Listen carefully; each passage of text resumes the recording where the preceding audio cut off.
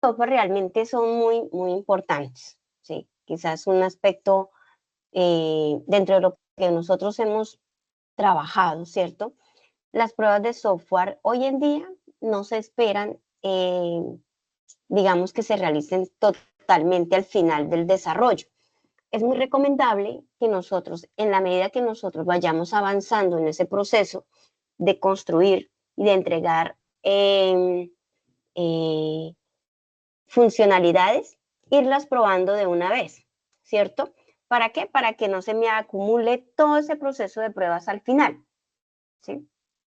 Entonces, en las metodologías ágiles hoy en día nosotros, ¿ustedes están viendo la pantalla, chicos? ¿Me confirman? Porque no veo que la está... Sí, profe. Ah, bueno, ok, pero gracias. Entonces, hoy en día, chicos, es muy importante eh, nosotros ir avanzando en ese proceso de pruebas. ¿Por qué? Porque nosotros debemos, hay varios tipos de pruebas, digamos que todas son muy importantes, pero digamos que las más relevantes y la que nos compete a nosotros son esas pruebas funcionales y no funcionales, ¿sí? ¿Por qué? Porque digamos, si nosotros recuerde que esto viene engranado desde que hicimos el levantamiento de requisitos y los separamos, ¿cierto? Separamos en funcionales y no funcionales, para poder, digamos, enfocarnos en cada uno de ellos y poder decir, ah, bueno, este lo resuelvo de tal manera y estos otros los voy a resolver de otra manera, ¿cierto? Porque no todos se resuelven de lo mismo. Entonces, hay que también esas pruebas enfocarlas a cada uno de esos tipos de requisitos.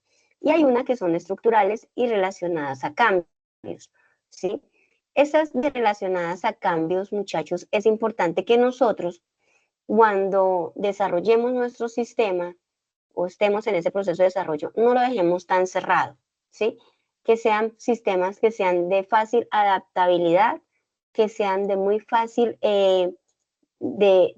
porque es que nosotros siempre vamos a tener, este mundo es cambiante y no podemos decir que el software se va a quedar así per se, ¿cierto? Sino que vamos a tener que siempre involucrar aspectos de mejora, aspectos que van saliendo y que hacen que de pronto nosotros también vayamos construyendo ese software en la medida que los cambios se van presentando. Entonces, esas pruebas, pues tenemos que enfocarlas también hacia ese aspecto.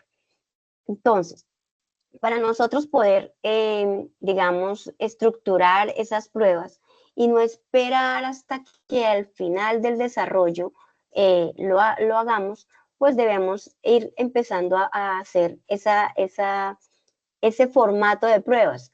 Cuando uno está en una empresa de desarrollo de software, se debe realizar un formato de pruebas para que le ayude a documentar esas pruebas y con base en eso poder saber si se cumple o no se cumple con los requisitos que el cliente de pronto solicitó, ¿cierto? Entonces, vamos a centrarnos en estas pruebas funcionales, ¿cierto? Eh, ¿Para qué sirven? Pues para llevar a cabo lo que realmente es la esencia del negocio, la funcionalidad y la usabilidad, ¿cierto? Entonces, nosotros debemos de empezar a realizar pruebas unitarias, pruebas de integración, pruebas de sistemas, pruebas de aceptación, ¿cierto? ¿Para qué? Para que, digamos, podamos cumplir con ese cumplimiento de funcionalidad, ¿cierto? Que sean adecuadas, que sean exactas, que brinden seguridad, ¿cierto? Entonces, que nosotros podamos no solamente garantizar la funcionalidad como tal, sino que también vayamos mirando la seguridad, ¿cierto? Esa seguridad, muchachos, es muy importante hoy día cuando estamos expuestos a la web, ¿cierto? Entonces, eh, nosotros muchas veces, digamos, utilizamos librerías, eh, utilizamos herramientas de terceros, ¿cierto? Que de pronto pueden llegarnos a ver afectada esa seguridad. Entonces, nosotros tenemos que garantizar que esa seguridad no se vea afectada de parte del desarrollo, ¿cierto? Una es la funcional y ojo, esa seguridad también debe estar enfocada en los no funcionales, ¿cierto? En las pruebas que realmente esa seguridad que nosotros tengamos, pues no nos afecte, ¿cierto? En el funcionamiento tanto del sistema y tanto todo el servicio de red que se pueda prestar, ¿sí? Hoy en día estamos muy expuestos, muy vulnerables y es un tema que realmente afecta en general a todos, ¿cierto? Todos hemos tenido incidentes de, de seguridad, ¿cierto? Cuando uno sale a la red ya está expuesto, ya está expuesto. Entonces, hay que, mejor dicho, con tener esa, esa seguridad y apoyarnos en herramientas que nos puedan brindar o en servicios hosting que nos puedan brindar. Entonces,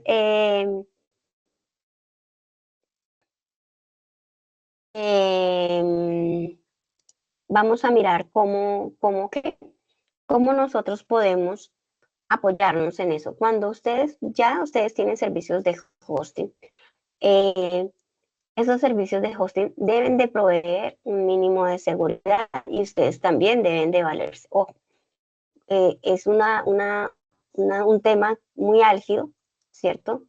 Eh, esa parte de la seguridad. Entonces, y ojo con ese tema de, de seguridad de SQL injection, ¿sí? Esa también es importante que nosotros la validemos y no expongamos todo el código, ¿cierto? Con funcionalidades lo permiten ser muy vulnerables. Hoy en día, para ese tema, se trata mucho por eso, las APIs, ¿sí? Porque las APIs ayudan un poquito a ocultar esa parte del código, ¿sí? Entonces, y también los procedimientos almacenados, ¿sí? Porque yo ya ejecuto un procedimiento directamente en la base de datos y no lo dejo tan expuesto, ¿sí? Entonces, y ya a través de la base de datos, pues yo hago mis niveles de seguridad, puedo dar permisos, ustedes ya manejan bases de datos, manejen esos servicios que puede hacer el usuario, o sea, aprovechen las, las herramientas que las mismas bases de datos tienen para ofrecer la seguridad, ¿sí? Entonces, usted a un usuario, usted tiene que saber qué le permite hacer, ¿sí? Ya empezar a administrar esa parte de la base de datos con seguridad para que ustedes puedan garantizar ese mínimo, ¿sí? Ese mínimo que es que no permitir que los usuarios tengan esa facilidad de ingresar y de pronto de hacer alguna afectación dentro del sistema, ¿sí? Entonces hay que brindarnos. ¿Cómo se brindan? Ustedes saben, ahí ya lo tienen, ustedes ya lo deben de manejar, que el usuario pueda leer, solamente pueda hacer inserts, que no pueda hacer, por ejemplo, deletes. En una empresa donde yo trabajaba, ojo, nosotros no teníamos el delete como opción que borrar registros o algo, no, era inactivar, ¿cierto? Suspender, pero no existía el delete, ¿sí? Entonces, no existía el delete. ¿Por qué? Porque eso lo que hacía era cambiar de estados. Entonces, cuando ustedes revisen su sistema, que ustedes dicen, ah, bueno, voy a borrar un producto. Venga, voy a borrar el producto, lo voy a inactivar mejor, ¿cierto? ¿Para qué? Para que no me genere inconsistencia dentro de toda la base de datos, ¿sí? Entonces, y ojo, que es buena práctica, muchachos, dependiendo de la complejidad de la base de datos, utilizar auditorías, ¿sí? Para eso se llaman los triggers, ¿cierto? No sé si ustedes lo alcanzaron a cacharrear.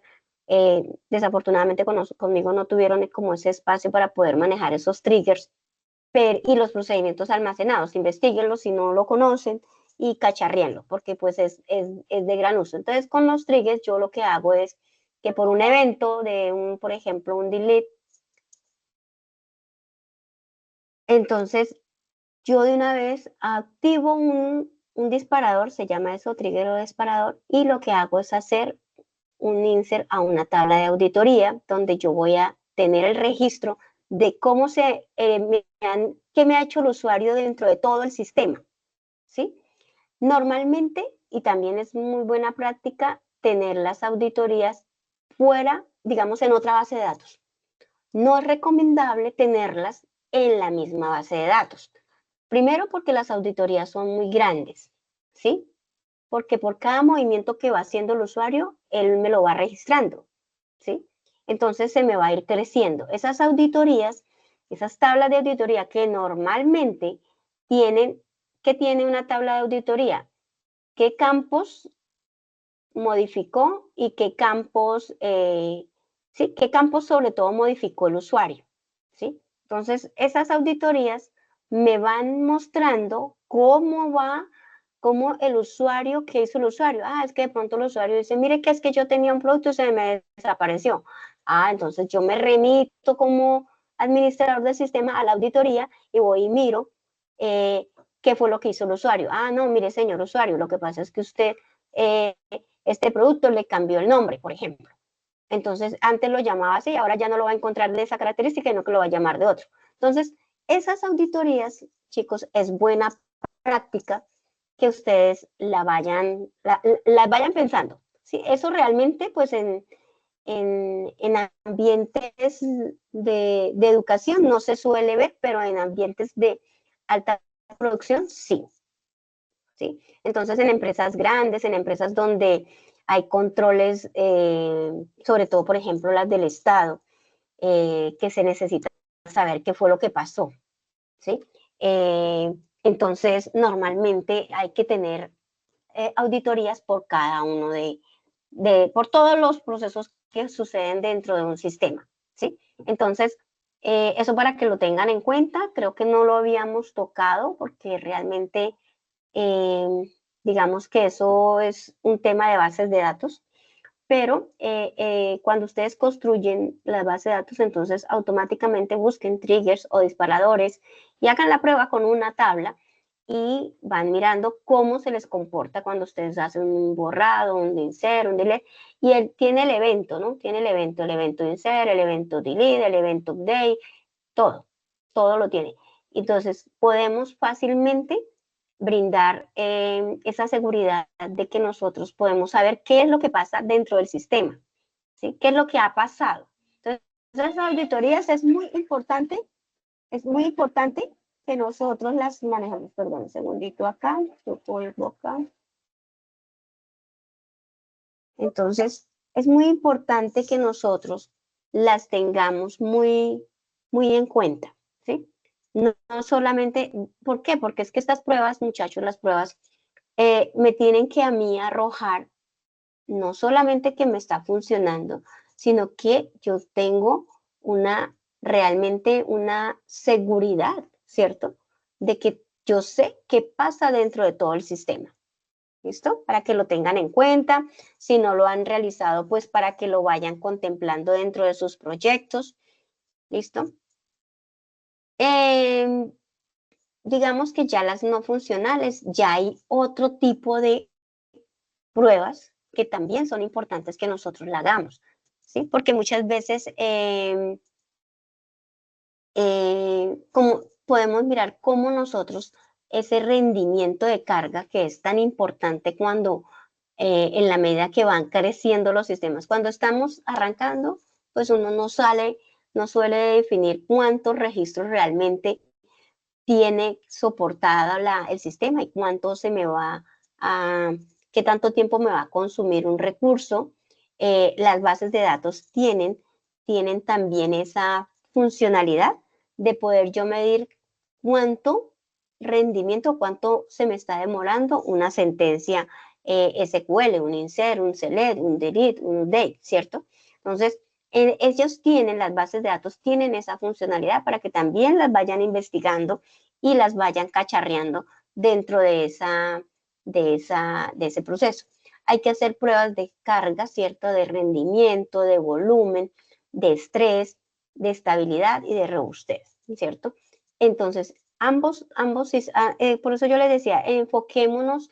Yo sé que es difícil, ¿cierto? Porque nos toca hacer todo realmente para aprender, porque pues si no hacemos de todo esto, pues no, ustedes podrán decir, no, profe, pero es que yo me voy a enfocar solo en el desarrollo. Tarde que temprano le va a tocar mirar algún aspecto de eso, y se lo digo por experiencia, ¿cierto? Entonces, no echen en el saco roto todos estos aspectos. Profe, es que yo me voy a dedicar a, a otras cosas con sistemas y otras cosas, entonces, pero igual, todos tenemos que aprender, ¿sí? Entonces, hagan el ejercicio con sus bases de datos. Allá les di unos tipsitos que ustedes también pueden llegar a ampliar. Eso sí creo que no se lo vi dentro del material, pero sí vi triggers y vi procedimientos almacenados dentro del material. Sí, por allá donde está la base de datos, creo que eso estaba más antes. Ahí ya pueden trabajar esa parte y volver a mirar y hacer la base de datos un poquito más robusta. ¿Listo? Para que lo tengan ahí presente. Entonces, ahí dentro del material les vi una metodología que yo realmente no la he usado, pero sí me parece muy buena práctica, ¿sí? Hay una metodología que ustedes tienen que es la metodología de pruebas, veo aquí. Yo realmente no la he usado, ¿sí? Yo no la he usado, pero sí quiero que la exploren porque es una metodología que les va a ayudar a que prueba, dice aquí ciclo guiado por pruebas, es una metodología guiada por pruebas, se llama, ¿sí? El desarrollo guiado por pruebas. Entonces, esa metodología que se puede usar en esta fase, eh, muestra cómo yo puedo ir mirando, le voy dando un color, hacer que la prueba falle, hacer que la prueba pase y corregir los errores lógicos, ¿sí? Entonces yo mismo hago que de pronto se generen errores y yo mismo voy mirando cómo lo voy validando, ¿cierto?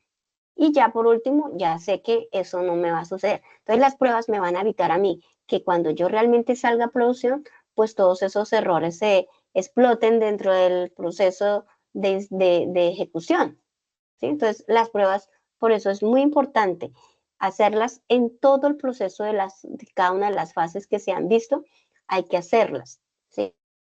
Aquí, pues ya se establece como una formalidad de las pruebas, pero si yo las he venido realizando, al final voy a tener muy poco que probar porque yo ya he tenido en cuenta todos esos aspectos importantes dentro de la prueba.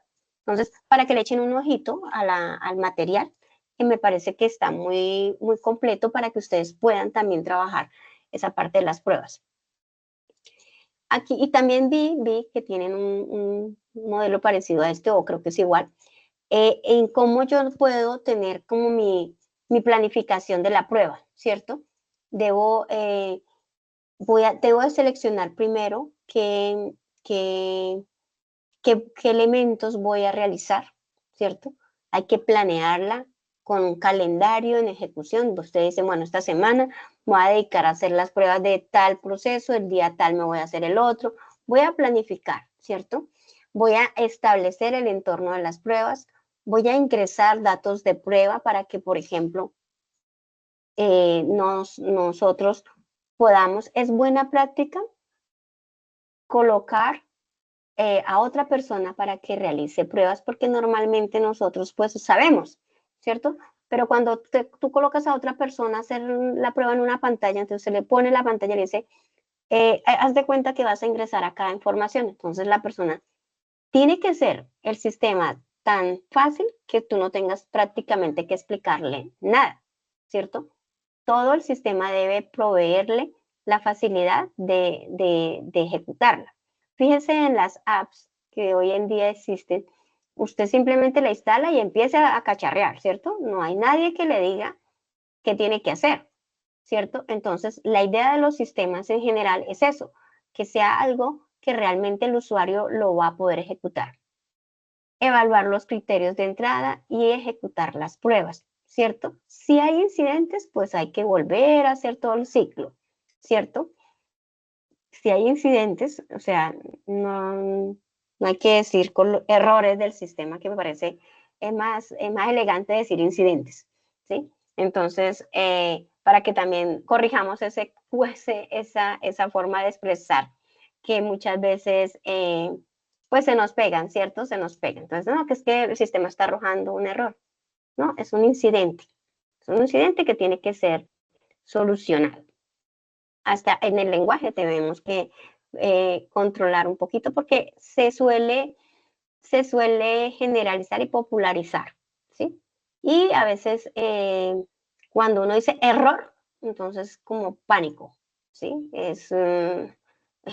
Genera estrés, genera todo eso. Entonces es un incidente y se va a solucionar, ¿sí?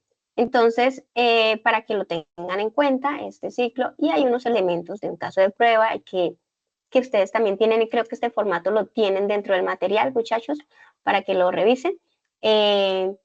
Identificador, o sea, puede ser un alfanumérico, nosotros podemos ir codificando las pruebas, ¿cierto? Nombre del caso de la prueba que, digamos, algo muy específica, captura, por ejemplo, de productos, venta de productos, cada uno de los requisitos funcionales, pues debería estar acompañado de un caso de prueba. La descripción, ¿cierto? También. El número de orden de ejecución normalmente, y es buena práctica, colocar paso 1, paso 2, paso 3, hasta el último paso que realmente se debe de ejecutar en la prueba. Y esto sirve para documentación, ¿sí? Entonces, cuando yo realizaba tester, nosotros era más o menos esta estructura, ¿sí? Y tomábamos en muchos casos, por ejemplo, como eran realmente sistemas que ya estaban funcionando y que de pronto se pedían solicitudes de modificación, ¿cierto? Entonces, normalmente nosotros tomábamos un pantallazo de lo que estaba antes y ya luego decíamos, con la modificación pasa esto. Entonces, el paso 1 es cómo estaba antes mi sistema, ¿cierto? ¿Y qué debía corregir? Paso 2, bueno, sí, realmente se cumplió con lo que se solicitó de modificación de esa parte, ¿cierto? Por ejemplo, si era agregar un campo más, si era calcular un valor adicional, si era hacer cualquier proceso o operación, pues de una vez se reflejaba. A veces como son de misión crítica, ¿sí? Normalmente cuando yo trabajaba en producción, eran de misión crítica porque, por ejemplo, eran modificar órdenes de compra, ¿cierto? Entonces, ojo que las órdenes de compra, por ejemplo, en empresas grandes, pues eso es un monstruo, es un monstruico, ¿cierto? Entonces, yo si tocaba una parte de eso, tenía que tener en cuenta todo lo que eso me implicaba a mí modificar un solo campo, ¿sí? Entonces, esa incidencia de poder mirar que si yo tocaba el campo, por ejemplo, por ejemplo, lo último que el gobierno sacó, que eran los impuestos saludables, ¿cierto? Impuestos saludables. Cuando salieron esos impuestos saludables, pues tocaba empezar a mirar toda la incidencia que eso iba a incurrir dentro del proceso, que si era azucarado, que si no sé qué, bueno, toda una serie de modificaciones grandes. Entonces, por eso yo les digo, ojo que sus sistemas tienen que estar en esa capacidad de, de adaptación al cambio, ¿sí? Entonces, para que no, siempre cuando lo visualicen el crecimiento tanto en espacio, tanto en cambios legislativos, en muchas cosas que pueden llegar a suceder. Y fíjese que el gobierno sí puede incidir realmente en un sistema y lo ha hecho constantemente. ¿Listo? Entonces, cuando yo trabajaba en esa parte, pues nos tocaba todo el tiempo hacer modificaciones, era por el gobierno, ¿sí? Realmente, porque el gobierno cambia las condiciones. No, señor, yo necesito que ahora los productos tengan etiquetas de azucarado, de no sé qué, que me explique el porcentaje, que no sé qué, bueno, todas esas condiciones que salieron. Entonces es importante que nosotros dentro de las pruebas también, si pensamos que de pronto se nos quedó algo pendiente y vamos a colocar un campo, yo debo de saber qué incidencia me va a afectar todo el sistema, ese campo que yo voy a alterar.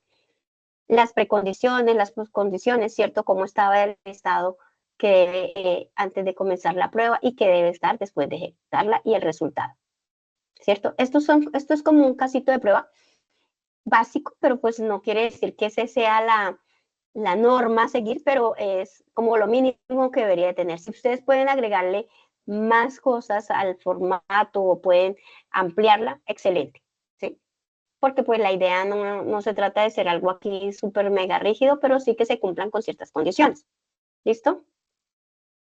Y pues por último hay una parte del reporte de, de pronto de deporte de defectos que de pronto podamos encontrar, no lo llamemos errores, defectos o incidencias, ¿cierto?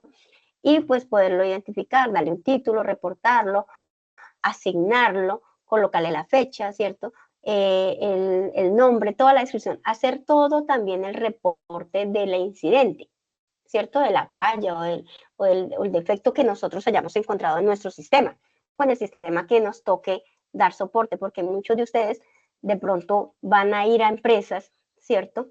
Y van a tener que de pronto hacer esa parte y pues es bueno que siempre no dejen todo a la cabeza, muchachos, ¿sí? Nosotros todos somos inteligentes, eso no tenemos duda de nada, ¿cierto? Pero sí, la documentación es clave. ¿Para qué? Para que sea que a mañana yo me voy o yo llego, lo primero que hago es pedir, venga, hay documentación de las pruebas, hay manuales, fíjense que nosotros vamos a tener que realizar los manuales de usuario, los manuales técnicos, ¿sí? Entonces vamos a tener que también, eso cuando uno entra a una organización, ayuda a que de pronto ya se haga una idea de cómo funciona el sistema, ¿cierto? Entonces es importante que nosotros nos apoyemos en eso. Listo, chicos, esto es la parte que tenía para compartirles hoy. Voy a dejar de, si tienen alguna pregunta o inquietud, con mucho gusto. Dime, David.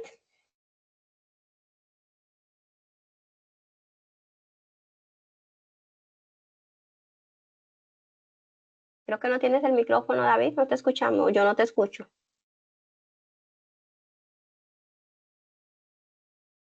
Aló, aló. No te escucho, David.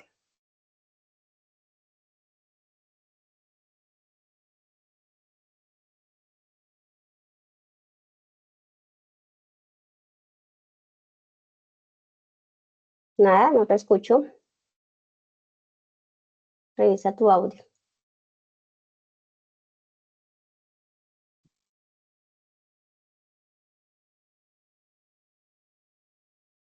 Aló. Creo que salió, volvió a entrar.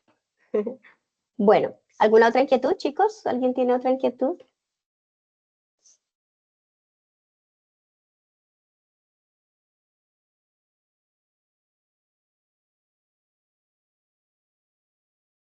Bueno, voy a detener la grabación para que no nos quede tan grande y venga, miramos.